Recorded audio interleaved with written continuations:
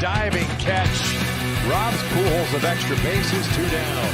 So 2 home runs, 3 RBIs, takes away probably 2 runs there defensively. That's 5 runs he's involved in. Machado.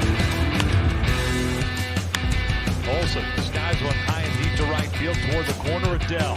Onto the track near the wall, leaps up and got it. Makes the catch for out number 3. Olson. On he goes. Which is hit out towards center field. That's smoke.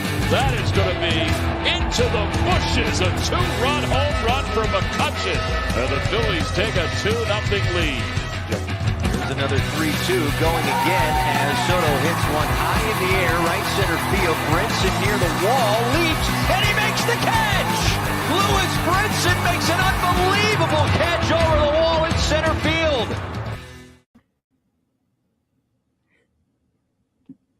And welcome in to this latest edition of the Belly Up Fantasy Live Baseball Show. Of course, I am your host, Kevin, and we are hoping that Nick can join us from his house upkeep sometime during this broadcast. Vince is out because he apparently had some unexpected family stop by today. However, never fear, because we have Dan, who is the Belly Up baseball department head, with us right now. And so, Dan, how are we doing tonight? I'm doing good. I hope all the fathers out there had a good Father's Day. I know I talked to my dad earlier, and I'm ready to talk some baseball. It's been a good week of baseball. Some bad injuries that we'll definitely get to, but overall, it's summer. It's summertime. And I'm excited with baseball. You know, the NBA Finals just got over, and you got the NHL Stanley Cup going on, but baseball will not let go of the sports landscape because there are some definite things that we need to talk about, which we are going to do today. But before we get to that, we are going to talk about our sponsor, which happens to be InTheClutch.com. As we just mentioned, it is Father's Day, and if you're sitting there going, oh, crap, I forgot about Father's Day, well, it's a little late to be able to get them something right now, but you can make up for it by going to InTheClutch.com. They have tons of officially licensed materials over there. They've got Golden State just won the NBA championship. They've got Warriors stuff over there. They've got Colorado, if you happen to be an Avalanche fan. They've got NHL stuff. They certainly got baseball. And so maybe your dad also has a birthday this month. If that's the case, get over to InTheClutch.com as soon as you finish watching us on the show, and get over there, and don't forget to put in Belly Up Fantasy to get your 10% off your entire order. So, as we were saying, there's lots going on, Dan, and we'd be remiss if we didn't talk about something that happened in baseball for the first time in history. And, you know, baseball's been around, you know, what they call modern baseball has been around for 120 years now. So anytime something happens that's the first time it's ever happened, we've got to talk about it. And unfortunately, it happened to the Texas Rangers, who I'm representing right here. So what we're talking about is the other day, Houston and Texas are playing each other. Of course, they are rivals now. They're in the same division. They're in the same state, of course. And you had a situation where Luis Garcia, whom I happen to own in fantasy, so that was very good news for me. He goes out there and he pitches what is known as an immaculate inning. So before this week, Dan, did you know what an immaculate inning is? Yes, I did. And it is quite rare. It is quite rare. And so an immaculate inning is when a pitcher strikes out all 3 hitters with just 9 pitches. So Luis Garcia, in fact, did that in his second inning of work. So then we go on to later on into the game, and a guy named Phil Maton, which I must admit I had never heard of before this week, comes in, and he pitches the 7th inning, and he does the exact same thing. Pitches an immaculate inning, All 3 hitters go down on 9 pitches. So not only do we have 2 immaculate innings in the same game, but, and this is the real kicker, Dan, they were all 3 the same hitters each time. Nathaniel Lowe, Ezekiel Duran, and Brad Miller. So Dan, what do we make out of this? Should the Rangers should I just burn this shirt that I have on me right now and they go hide away in shame? What do we make of this? Well, those 3 guys definitely should have had a day off the next day. Going down on 3 strikes is not something you want to do. Going down on 3 strikes in multiple plate appearances in the same game is not what you want to do. But to have a third of your lineup go down on 3 strikes twice in a game consecutively is insane. And that's probably an indictment of the Rangers and definitely of how those 3 guys are hitting. Brad Miller's a long-term veteran in this league, a quality left-handed hitter. But that is unheard of, considering there's been less immaculate innings than no hitters. Yes.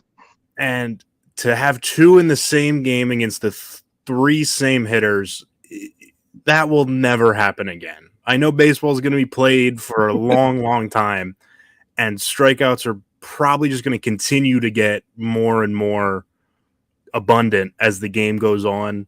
But I have a feeling that's never going to happen again. I would have to say that's probably a safe bet. So if you're going to make a bet in Vegas, that you're going to have to wait a long time for it to pay off. But but this is never going to happen again. And so, unfortunately, for my Rangers to be in this situation, all I can say is this.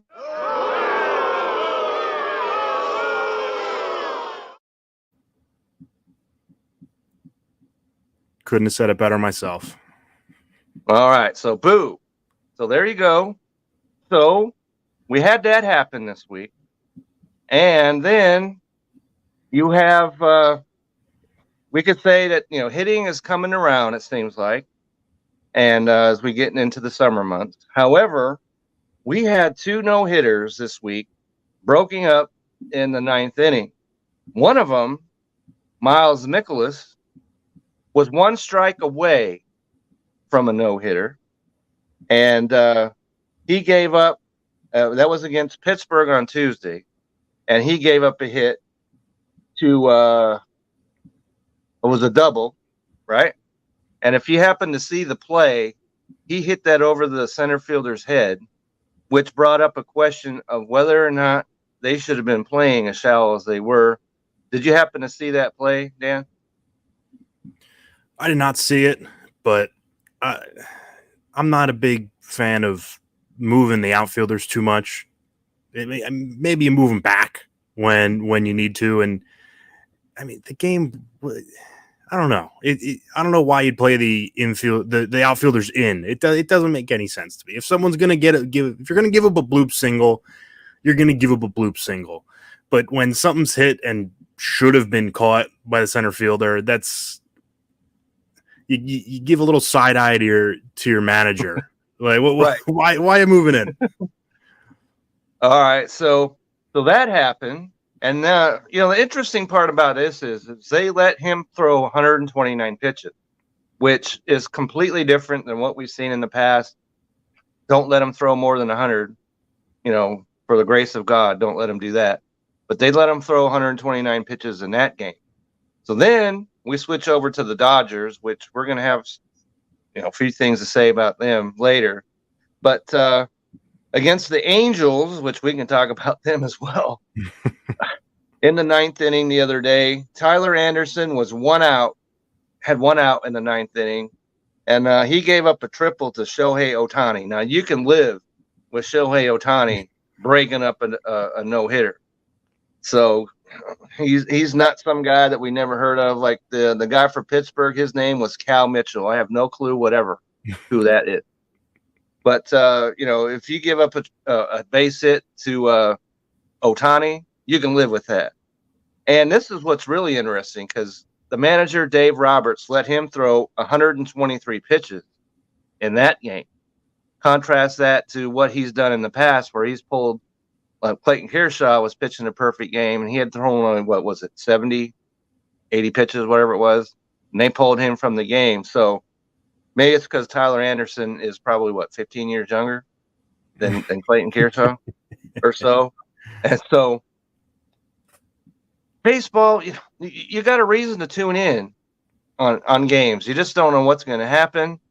And so, Dan, what do you think about the two no-hitters that were broken up in this fashion?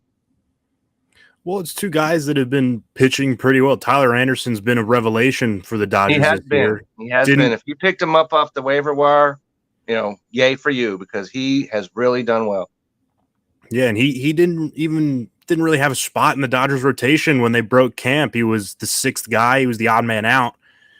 But now he's looking like their most consistent starter.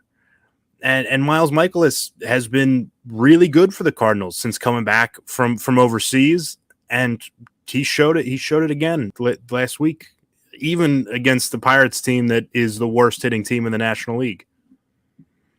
And so that brings up a question because this is, of course, a fantasy show, and Tyler Anderson is 8-0 on the season. Okay, I don't know how many other pitchers have no losses at this point in the season. So if you own Tyler Anderson, Dan, are you looking to ride him until the wheels fall off, or are you looking perhaps to maybe sell high on him? Well, I actually bought high on Tyler Anderson. I got him in a trade with Vince, actually. Okay. That's right. I remember that. That's right. So I'm looking to ride him out, but I would certainly not disagree with anyone that sells high on him and looks to get maybe a more proven starter to add to their fantasy team. But it's the middle of June now. It's been over 2 months, and he's locked in. And he's had flashes before, but he's never shown it like this. So right now, I'm riding Tyler Anderson until he proves otherwise. And now in the middle of June, coming to the dog days of July and August, he is having a career year, and the Dodgers are much better off for it. And he's a young pitcher, but he's not that young. And so maybe you don't have to worry about, them capping his innings later on in the season. So I think I agree with you, Dan, that if you have him, then you ride him as far as it will go.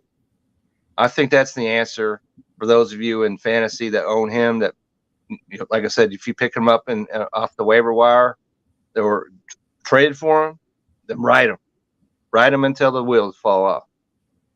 And speaking of wheels falling off, Dan, there are quite a few players, and some of those affect myself personally because they're on my fantasy team. And the first player I wanted to talk about was Aussie Albies. He's the second baseman of the Atlanta Braves. And you can make an argument that he might be their engine. He's at the top of the lineup. He's got speed. Plays good defense. But he fractured, actually, his left foot at the plate. And it wasn't like he was hitting the foot or anything like that. But he just brought his foot down. It landed wrong. He fractured it. He's on the 60-day IL right now. He had surgery the other day. And I have Aussie Albies on my team.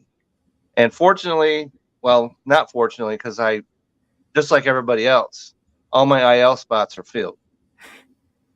But if you have Aussie Albies, you can't afford to let him go. Wouldn't you say, Dan? Yeah, he's been fantastic this year. He was on his way to being in the All-Star game. And when he's hitting well, he is one of the best hitters in the National League. And there's a reason he hits at the top of a really good Braves lineup, because he's really good. He is really good. If you have the IL spot, you're stashing him there. And I mean, you're going to make it work for Ozzie Albies. You make it work with superstars when they get hurt, just like with Mike Trout last year. I don't want to compare Mike Trout now Ozzie Albies, but you're not dropping Aussie Albies, just in the way you weren't dropping Mike Trout until they told you Mike Trout wasn't going to play. Right. So I agree with that 100%. And you just have to figure out who we're going to drop. And in this other league that I'm in that we're going to talk about, well, we could talk about it right now, and that's Manny Machado, who went down with a left ankle sprain. And he is day to day. He is not on the IL as of now. But if he did go on the IL in this other league that I am in, I'm going to have a tough decision to make right here, because on my IL, I have Wander Franco, I have Peralta, and I have Jacob Degrom. So if he goes on the IL, who out of those four, because those are all, not players we're stashing, obviously. Those are all solid major league players. So if you're me, Dan, and those are your four options, do you just keep one on your active roster? Is that how you'd play it? I think you have to.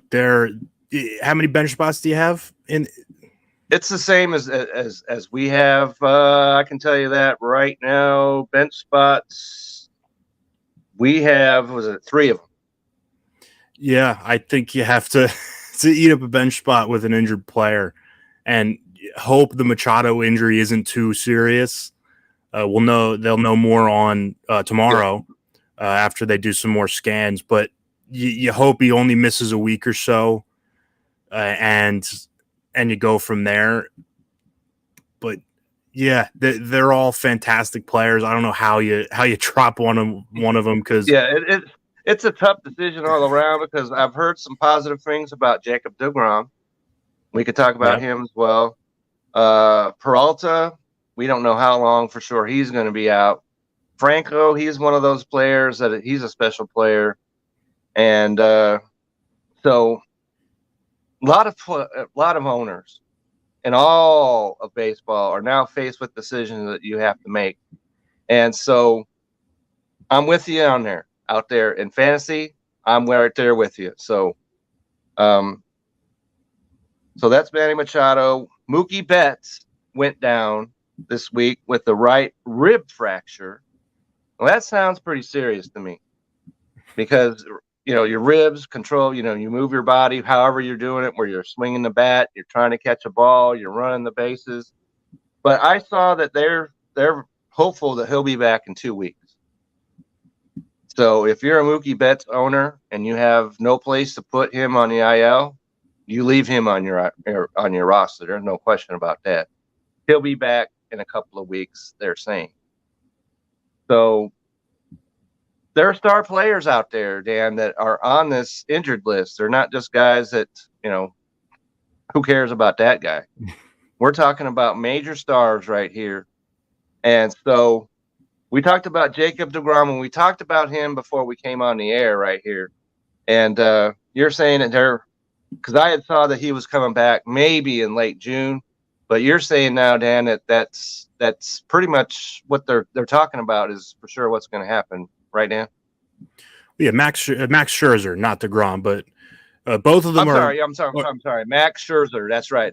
Max Scherzer. Yeah, both of them are progressing. Scherzer, yes, shockingly, looks like he could make his return within the month, which for an oblique injury is an insanely quick recovery period.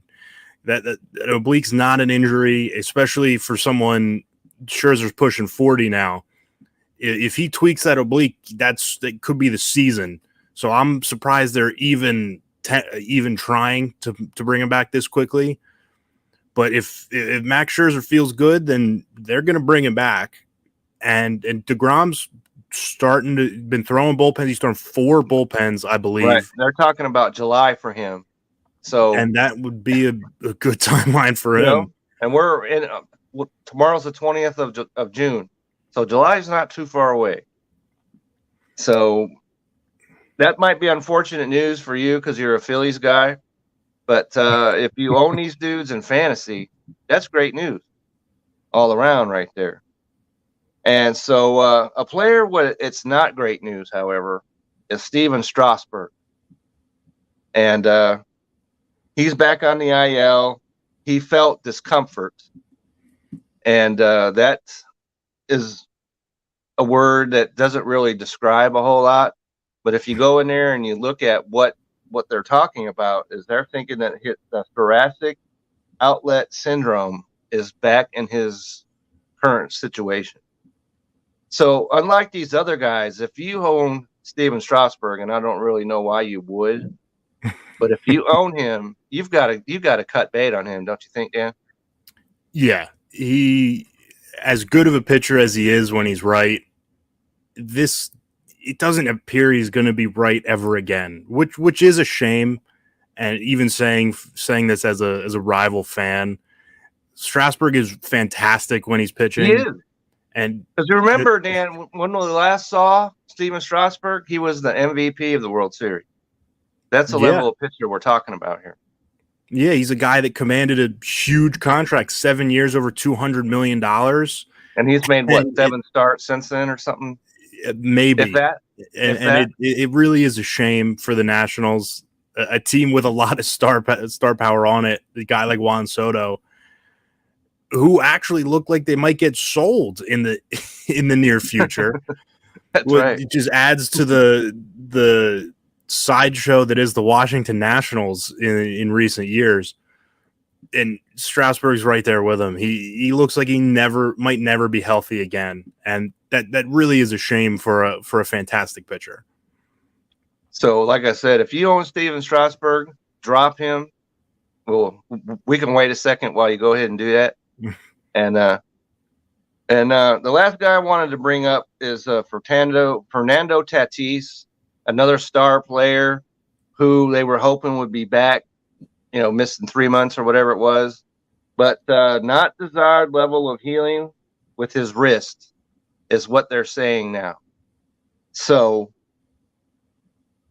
his return is pushed back. You can make that out of what you will, but it doesn't sound very good at all. So if you got him, you got to leave him on your IL and ride it until it's over. Don't you think, Dan? Yeah, and as a Tatis owner myself, when the news came in on Monday, I was really disappointed, and there's really no timeline for him. They don't know when they're going to give him another scan, and they don't know what that scan's going to show. So this is starting to look like almost a lost season for Tatis. The Padres have continued playing really good baseball without him. They have. So if he does come back, even if it's in September, they'll surely welcome him back. But for right now, as a fantasy owner, I'm worried. I'm worried about a guy I spent a mid-round pick on and was hoping to come back in a couple more weeks in July and really help me in the stretch run to the fantasy playoffs. But right now, that has certainly been plunged into doubt. It certainly has, and you just got to hope that Fernando Tatis leaves the motorcycle in the garage. From here on out. Sell the motorcycle, Fernando. Sell it to your brother-in-law or whatever it might be. Yeah, don't drive anywhere. Call an Uber. Get Ubers everywhere. Get a private driver. Uber, right here on my phone, I've got Lyft. Okay, so Fernando, if you're watching this, get that on your phone. You can download the app, and you'll have no issues from here on out. Get a chauffeur. Have him drive you around in a limo. You'll be able to afford it. I promise. No more riding dirt bikes and motorcycles. That's right. So, all right. So, were there any other players on the injured list that you'd like to bring up, Dan, or did we cover that pretty well? I think we covered them all. There's probably a couple we're leaving out. I'm sure. Yeah, there's a lot of other players. Oh, one player I wanted to bring up was Tim Anderson, the White Sox shortstop. He's supposed to be back tomorrow, which is good news because he was actually hitting well. And so you put him on your IL. Get ready to make a move tomorrow. He's supposed to be back on the field. So another guy for the White Sox, Liam Hendricks. They're saying about 3 weeks for him with a 4. Nothing's going right for the White Sox right now. No, it sure isn't. And, we're talking about these injuries and everything. And I I wanted to bring up, and I wanted to do this before I forget about it, and that is we talked about the slap heard, around the world. We're not talking about Oscar slap, but we're talking about what happened on the field between Jock Peterson and Pham and everything. That story just won't die. And this because the Giants won't let it die. And they're giving out fantasy advice. I don't know if you saw this, Dan, but they were running around with shirts the other day before they played the Royals. And their T-shirts read, "Stashing players on the IR is not cheating." Now, other than them using IR when IL is now the in vogue thing to say, what do you think about this statement? I mean, I don't think it's cheating if you've got IR spots in fantasy football or in fantasy baseball. Or fantasy anything. Fantasy soccer, if you're into that. Yeah, and there are guys that are listed as IL or IR eligible, and you put them there. I don't see a problem with it. And I don't either. I've done it, and I've done it in this baseball league that we're both in at one time. However, there were legitimate players that wound up getting injured where I had to go ahead and change that because there are players that had to go on the IL so I had to cut those guys.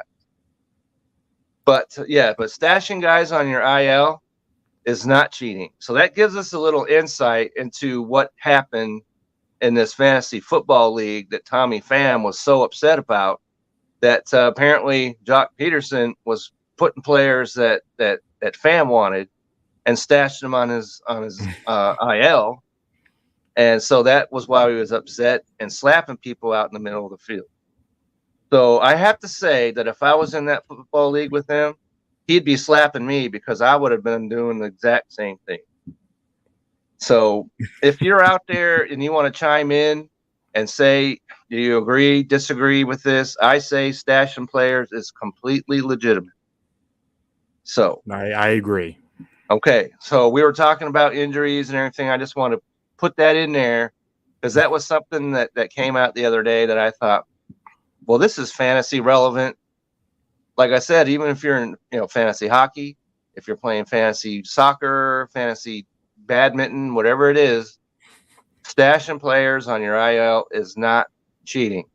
Okay, so we got that established. All right, so I wanted to bring up also that All-Star voting is underway as we speak right now, and I was hoping I could pull up whatever the totals are, whatever, who's ever leading, but I guess they're not ready to announce that just yet. And so there's no All-Star voting totals that I have to talk about right here. I just wanted to get it out there that voting is underway. And I just want to add, okay, I'm a Dodger guy, even though I'm wearing a Texas shirt right now, but I don't think that every Dodger deserves to be in the All-Star game. So please don't be doing that. Whatever team that is your favorite, don't be voting on 8, let's say, Reds or 8 Phillies or 8 Braves or whatever it might be. Whoever you think deserves to be there, that's the way it should be done. Don't you agree, Dan? Yeah, and I get stacking ballots, not to the extent that the Royals did when they went and won that World Series when they had like 7 starters, including Alcides Escobar, I believe it was, who was just having a terrible season. But the Royals fans were able to stack to stuff the ballot boxes. But I mean, it's about the All-Star weekend is about everyone having a good time. And for that, you want the best players there. And obviously, you want the best players from your team there. But in the end, it's the most fun when the best players show up. And that's how I feel. So right now, Nick Castellanos probably doesn't deserve to go to the All-Star game. JT Realmuto certainly does not deserve to go to the All-Star game with the way he's been hitting into double plays in the past month. But I get it. You want to see your players there, but as a baseball fan, I want to see the best players there. So that's what I'll say, and that's who I'll be voting for. The people I believe are worthy of going to the All-Star game. Okay, so that's well said. And one guy that I just want to make sure we get out there is Luis Arias. Okay, Yeah, he's the Twins, and he's hitting something ridiculous like 354, and the last that I checked, he had an 864 OPS, which is the exact same OPS as Vladimir Guerrero Jr. So we got to make sure that Luis Arias gets into the All-Star game one way or another. So that's just one guy I wanted to bring up. I thought that was pretty fascinating that this guy has the same OPS as Vladimir Guerrero Jr. And Vladimir Guerrero Jr. is going to the All-Star game. So if he's going, Luis Arias also has to go. So that's about it for the All-Star game. I wanted to bring up a little bit about the standings as they currently are. And in the American League, this is really interesting to me because if the playoffs, let's say this was the last Sunday of the regular season, both the Toronto Blue Jays and the Tampa Bay Rays make the playoffs. But Toronto trails New York Yankees by 11 games, and Tampa Bay trails by 13 games. So that just goes to show how well the Yankees themselves have been playing. And if you own any Yankees in your fantasy, you got to be pretty happy about that, unless it's Joey Gallo, which is somebody we can talk about in a minute. But so the Yankees are making a shambles, but Toronto, Tampa Bay, they're both would be in the playoffs. I suspect that's the way it's going to stay, don't you, Dan? Yeah, they're both fantastic teams. I've went on record saying I'm done doubting the Rays until they miss the playoffs.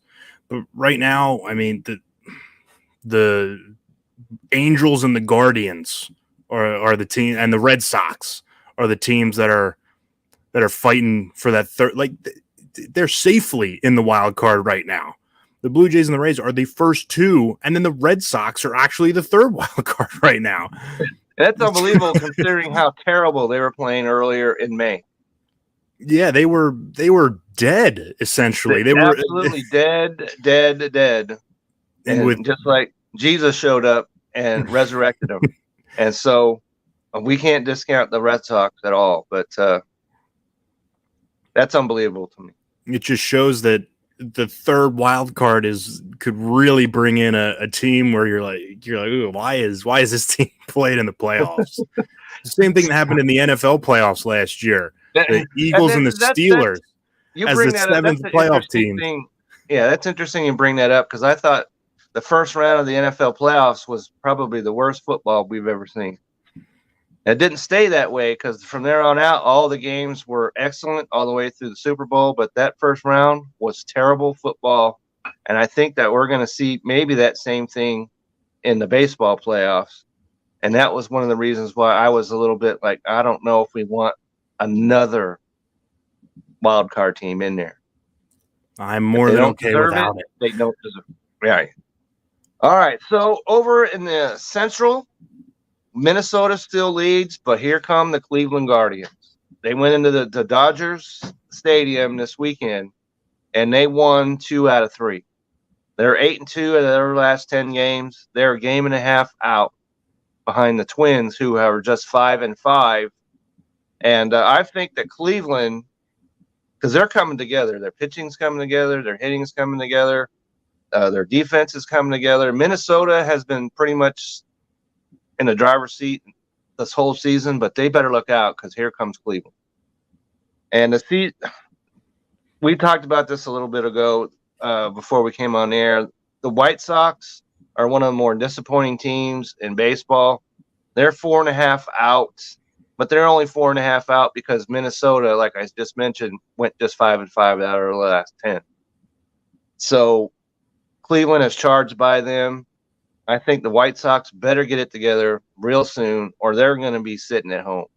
And they've got way too much talent on that team to be sitting at home.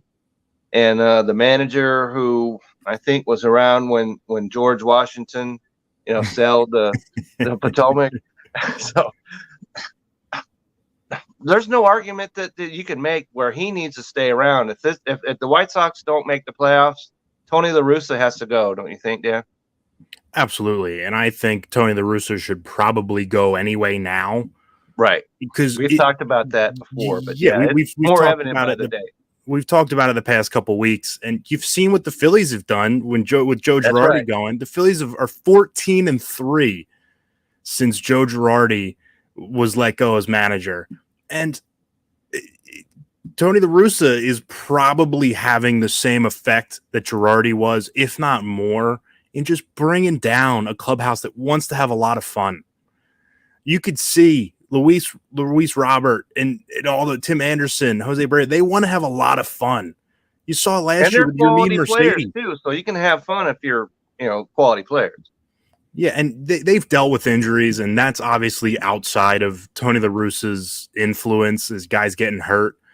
But it looks like he's dragging the team down. And with the Twins playing pretty average baseball in June, you still have a chance to go and catch the division, which is probably the only way they're getting in to the playoffs if the Blue Jays, Rays, and Red Sox continue to play pretty good baseball.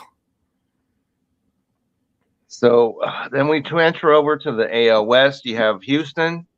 They're leading the Angels. You talk about managers and switching managers. That has not worked out as well for them.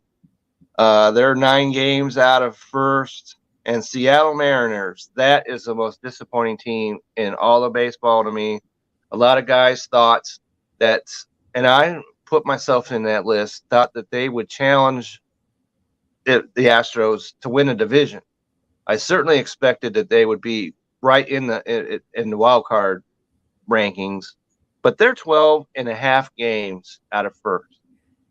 And that's something that can't stand. That's a younger team and you talk about a manager who needs to be in a hot seat. There's one right there as well.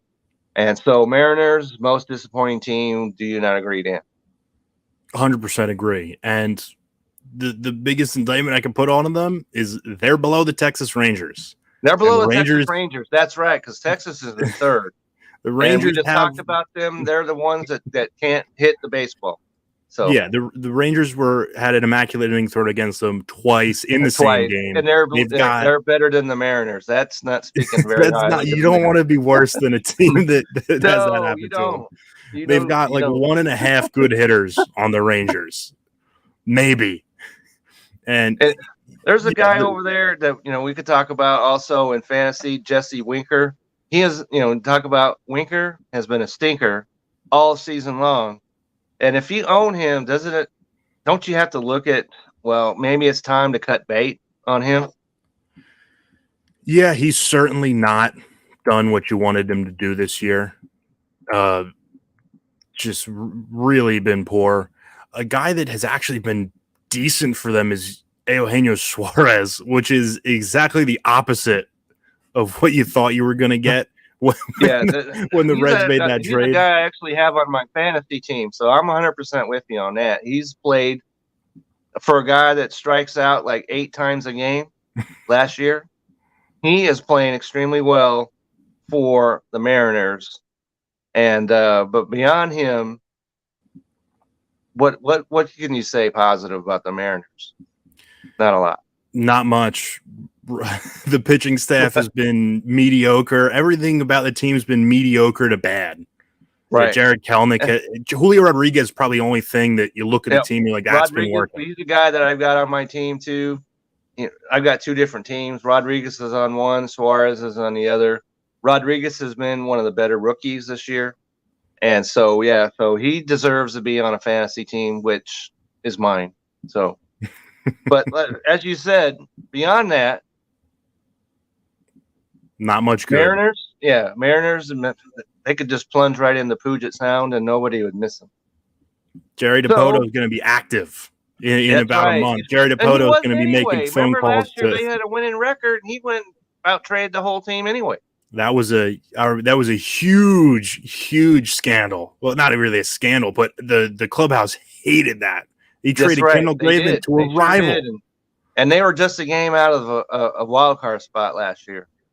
And so now they're 12.5 games out of first. Maybe now he'll sell everyone and no one will bat an eye. Yeah. So if you're a Mariner right now, you may not want to be planning to buy any homes up there in the Pacific Northwest. Start looking for real estate agents in 29 different cities. That's right. So, all right. So over in the NL East, Mets are in first. Atlanta, 5.5 games out. They had their 14-game winning streak, surprisingly broken up by the Cubs.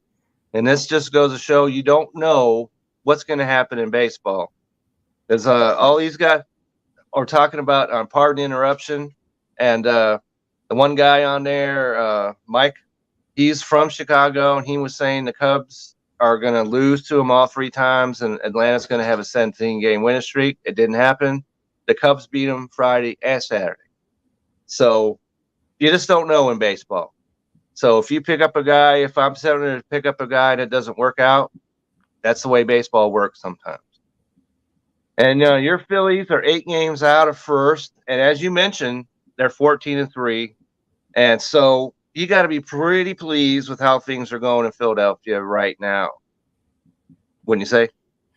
Yeah, and it's interesting because they're 8 games back. You're almost like this is where you expected them to be almost at the start of the year or better. So while they've been fantastic in the month of June and even playing average baseball, they'll probably set a team record for most wins in a single month this month. The Phillies have really just dug themselves out of the hole that they dug themselves into in April and May. So now the real work begins, and that's trying to catch the Mets if that's even possible, or just getting into the playoffs and being a wild card team. So the Phillies have done half the job that they needed to do, and now comes making the playoffs. And the Braves I think the Braves run is made even more impressive when you consider that Matt Olson has been just about the worst hitter in the lineup over their win streak. Yeah, everybody was so excited that they added him and they said goodbye to Freddie. And so far, it's not an even swap at all. Over his last 7 days, he's hitting 160. He's got 6 fantasy points, and that's buoyed by the fact that he had 9 today. So he has really struggled over the last couple weeks. And now with Albies gone, he needs to pick it up. Or now that the Braves are going to go on a West Coast run with the Dodgers and the Giants in the next couple weeks, the Braves need to keep playing well, because if the Phillies continue playing well and the Mets continue playing at the level they're playing at, the Braves risk falling into third place, which is not somewhere they wanted to be at the beginning of this year. Right. And so we've got that going on. And then over in the Central, you've got Vince's Milwaukee Brewers and the St. Louis Cardinals tied atop the lead of that division.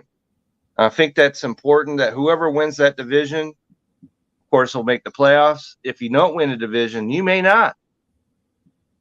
And that's because over in the West, as you just talked about, West Coast trips and all that, Dodgers, even though all the problems they've had, San Diego's a game out. San Francisco, here they come, as I talked about all season. They're 3.5 games out. And so if this was the last Sunday of the regular season, both San Diego and San Francisco are in. And so that doesn't leave a lot of playoff spots for the other division. So if you're in that division, and Kat is right behind me, if you can see her back there, she agrees with me 100%. So if you're in the National League, you want to make the playoffs, win your division. That's the only way you can be sure you're going to get in. And so, all right. So I want to switch over. As we mentioned, this is a fantasy show. And we talk about the waiver wire, because the waiver wire is what will win your league. So don't be afraid to make moves. as Vince said last week, I've made the most moves in this league that we're in. I have one loss, which is to you, Dan, but no one else has been able to beat me. So that is a move that pays off. And as we mentioned, we're a 10-team league, so you can afford to make moves. So, having said that, Dan, what players are you looking at right now that need to hit the bricks? Well, I talked about him last week, and I'll talk about him again this week.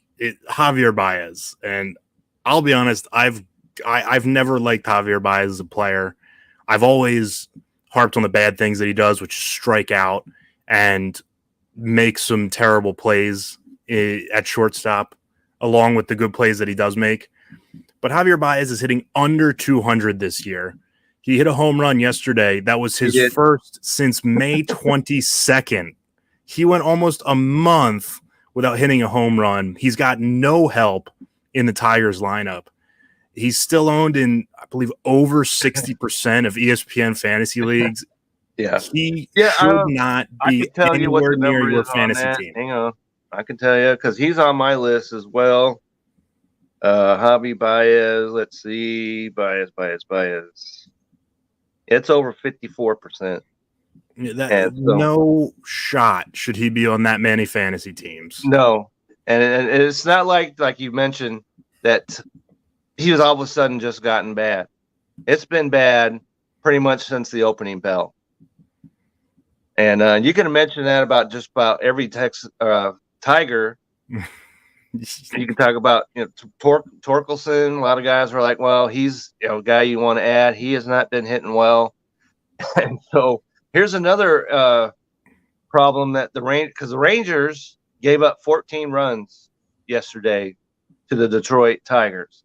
So not only do you get 2 immaculate innings thrown at you in one game, then you go and play the Tigers, who are one of the worst hitting teams in all of baseball, and you give up 2 touchdowns and 2 extra points. Not a good week for the Rangers. Yeah. So if you're looking at that and you're thinking, well, look at these Tiger hitters. Maybe they're hot. Maybe I need to add them to my team. Resist no, you do that. not. Yes, resist that. And so a couple players I have on my list: Ryan McMahon of the Colorado Rockies, and he hasn't been bad. He has 103 fantasy points, but they're getting ready to hit the road. And you don't want a lot of Colorado hitters on your fantasy team when they're on the road. And to top it all off, they're starting by playing at Dodger Stadium, one of the best pitching parks to be found in baseball. So if you can afford that, I would drop him and just look at your roster and see who you have on your from Rockies. And if you can try them out, that's pretty much the way I'd look at it. Trade them out when they're on the road and pick them back up when they're at home. And as I mentioned, Joey Gallo and the Yankees are fortunate that they're 70 games over first or whatever it is that they are right now. Playing over 700. And there's Joey Gallo. He's hitting 187, and he's still owned in 53% of leagues. Now, I would like someone to please explain this to me. How in the world is he on 53% of rosters? It makes no sense. I know he hit a home run on Friday, but if you sit there and you look at the Yankee Stadium right porch, I could probably hit a home run to that right field. He should hit 60 home runs a year in that stadium, and he's not. Absolutely. He's not doing that. Absolutely, and he doesn't want to send the ball the other way, as we've talked about before. And so if he wants to pull the ball, all he has to do is hit it 360 feet 320, I think, to get it to that short portion right. Yeah, so Joey Gallo, if you've got him in your lineup, send him. Kick him and don't look back. All right. So, but there are some players, if you drop these guys, as we mentioned, and you've got players that you can add. So who are you looking at to add to your fantasy roster this week? Well, I'll play off your Ryan McMahon drop, and I'll say Jake Berger. He's playing for the Chicago White Sox, and he's been good. He has the been. past week has not been his. He sat a couple games, but before this week, he's been really good. He's filled in for Tim Anderson. He might lose playing time now that Tim Anderson is coming back, but he's a guy that was hitting well, could just be a blip. I maybe hold off on him, even though I'm talking about him in an ad section. He's a guy. He's had a good season so far. And another quarter infielder is Luke Voight. The Padres need guys to hit, and Luke Voight is a professional hitter. He has hit, and especially with Machado going out, Luke Voight becomes all the more vital to the Padres lineup. He's got 3 home runs over his last week. He strikes out a decent bit, but it's not at a debilitating rate right now, which is good. And as it gets warmer out there in San Diego, he's probably just going to keep hitting more home runs. Hey, so there you go. A couple guys that there are a lot of guys, including myself, that are not big on relief pitchers. But if you are, Tanner Houck of the Boston Red Sox is a guy that's looks like he's going to solidify his hold on the Boston Red Sox closing position. And he's pitched very well. He's only at 38%. A guy that's at 28% is Michael Harris, the outfielder for the Atlanta Braves. And he's hitting .324. He has, within the last week, he has 3 home runs. He has RBIs and runs in 5 out of his last 6 games. And so he's a guy that has really hit the ball well. And we talked about how Seattle is disappointing, but they're playing the Oakland A's this week, and they are a sewer of a baseball team. And so if you stream pitchers, which I highly recommend that you do, Marco Gonzalez Tuesday at Oakland, and then George Kirby also Wednesday at Oakland. So those are 2 guys that I would stream if you have that capability. And are there any players that out there, as we finish up this section, that you think maybe they're not playing as well as they should right now, but don't do anything drastic right now? Well, I don't want to bring this name up because it's silly to think you'd ever make any sort of transaction involving Juan Soto, but he really has not been good the past week. I'd say you maybe try and buy low on him, see if someone's kind of sick of him. Because on the year, he's only hitting .218 on the year. You know, his on base is still up at 369. He's got 13 home runs, but he hasn't hit a home run. He hit a home run today. That was his first home run since June 11th, and only, I think, his second home run in June. So yeah, you're right, Nance. I'm looking at it. He had a hit yesterday. He had a home run today, but before that, he was 0 for 12. Yeah, if you can somehow convince a Juan Soto owner to buy low, to sell low, I certainly won't be doing that in our league that I have him in. And that would be you. That would be you, isn't it, Dan? Don't you have him? I do, and I'm not selling low on him. But if you can convince someone to sell you Juan Soto for less than he's worth, which is a lot as one of the best hitters in the league, do that. But if you own Juan Soto, I'm saying you have to ride out his cold streak. He will pick it up. He is too good to and not. I think that he's probably undroppable, isn't he? Yeah, I cannot drop him. Consider that. That if you consider dropping the action, you should quit fantasy baseball as we speak. Yeah, absolutely. All right, so a couple of guys. One guy, Mackenzie Gore of the Padres, and he's a guy who, out of his last 2 starts, has gotten -12 and -10 points. But he had such a great start of the season. I wouldn't drop him just yet. There's there's somebody that in this other league that I'm in that did drop it. And so that's a little too soon to me because he's pitched. I know he's a rookie and everything. And you know that these rookies are going to hit these rough spots during the season. And so don't overreact with him and cut him loose just yet. And just see how things work out. And so don't cut bait on him just yet.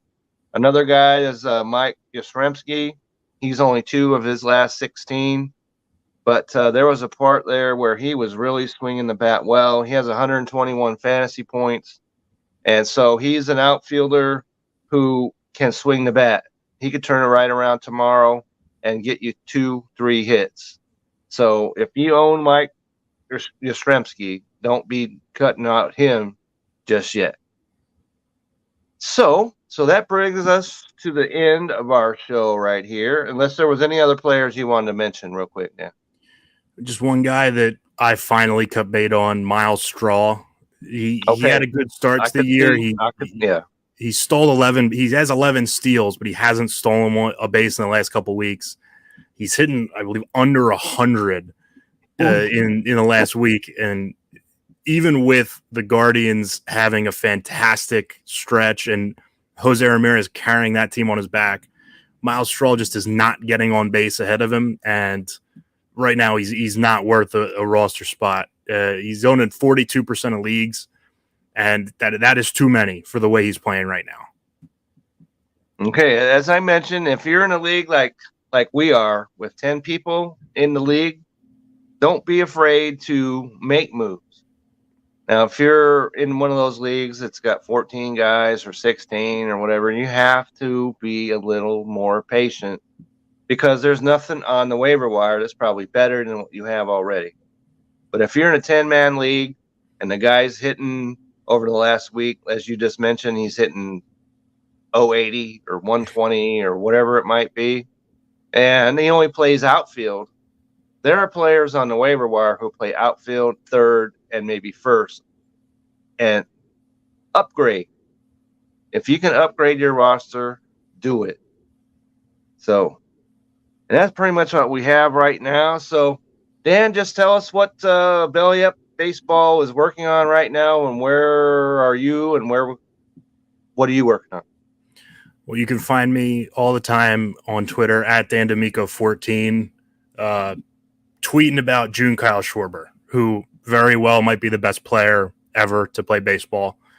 He just keeps mashing home runs. I believe he's tied for the National League lead in home runs with Pete Alonso, unless Pete Alonso hit a home run today, which is likely. Yeah. Belly Up Baseball, working on new stuff every day, new content every day, Twitter, Instagram. We're bringing in new writers. If you want to write for Belly Up Baseball, let us know. We would love to have you on. And just check us out on Twitter and Instagram at Belly Up Baseball. And so there you go. So for me, as you know, I'm on the fantasy side of things.